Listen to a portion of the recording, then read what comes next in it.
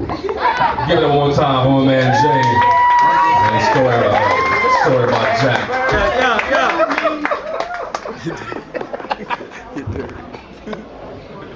Oh, you see where you go up next?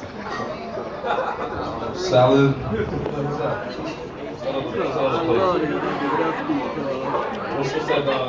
What's that right there? What's that? That's chicken? No, What they play for? I see the salad. Okay,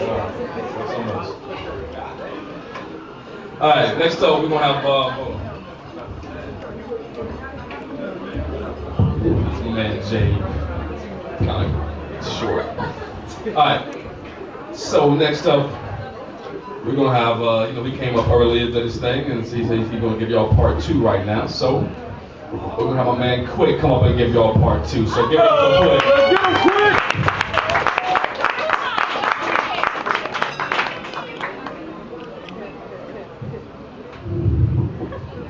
Well, out the tracks, as y'all heard, I was so emotional.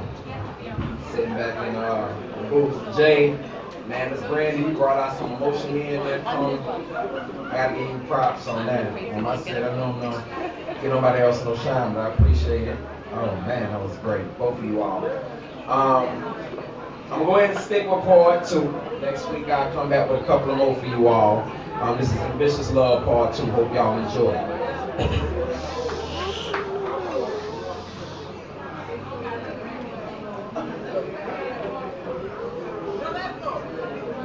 My memories are filled with the truth.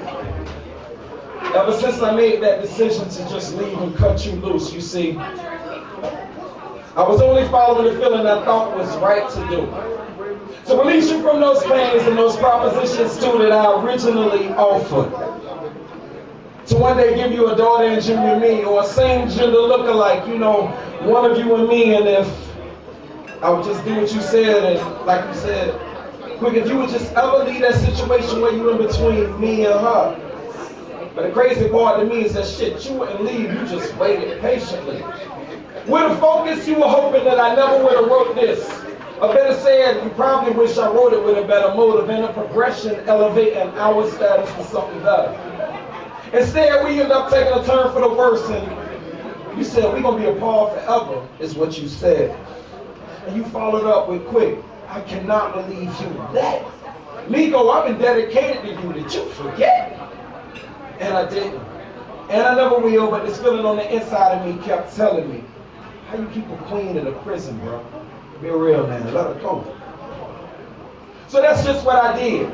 And after 2 years, I don't understand why the hell I still feel how I feel. You see, I was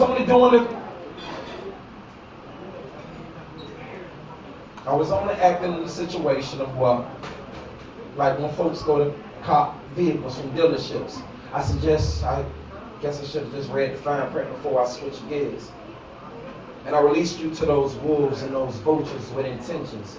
You know those type of dudes that love to hunt these women down by the packs and attack their hearts while they living. I used to be. And the worst one, he devoured your heart and he had me bitching that you were better off with me when I had you in that triangular prison. You see, the writings on the wall are apparent that I still love her. It's just a simple thought, her being in love with another motherfucker. I'm like, hell no. So I made the worst decision and accepted those troubles. It was guaranteed that going back in that triangle that I'd eventually have to burst the bubble or shatter somebody's daughter's heart. But y'all folks know the hustle was the time that eventually was going to come and I was going to have to choose one. And I found myself back at the start of day one, spinning that revolver. Bzz, bzz, bzz. Click, click, click. Bzz, bzz. Click, click. Bzz. Bah! And dying by that same gun. And now I found myself living days that are flipped like a coin of never knowing the shit I'm about to get. My supposed number one is starting to say things like, Quick, damn man, your attitude is starting to switch. And my supposed number two is starting to say things like, nigga, I'm getting tired of this shit. I'm tired of sharing what's been entitled to me. But folks, did she forget? Did she met me in a taking position? Okay, yeah, I slipped. But I emphasized the rules and my story was the truth. From the start when she allowed her heart to do an interview. For the title, that was already secure, though never advertised, never did I tell her like those other women that her access was denied. So damn, man, I'm begging you all, don't act surprised if you ever walk a day in my shoes and stand behind these eyes. See, bottom line, I suggest you decide that you're staying or you're going, choosing or you're rolling with the punches that life is throwing at you. That's bottom line, I suggest you get ready for it. Because I'm a perfect example of bad consequences and repercussions of good and bad choices. So you tell me, what would you do? Would you stick with your number one, who's always been a true number one, or stick with your number two, who only pretended to be a number two, but she was really as a number one, but she just wanted to be with you? You tell me. Thank you. Like I said before, I appreciate y'all. Darius, as always, 1,000%. Off the tracks, you can find me. Facebook, holla, bro. What's up, man? All love, man. Facebook, Twitter, QuickThePoet, all together. QuickThePoet. I appreciate y'all support. It's one of the realest bands on the planet. I've been plugging them on Twitter and Facebook. Now you know it. Hands up. And I'm gonna continue doing so. I love y'all. Holla.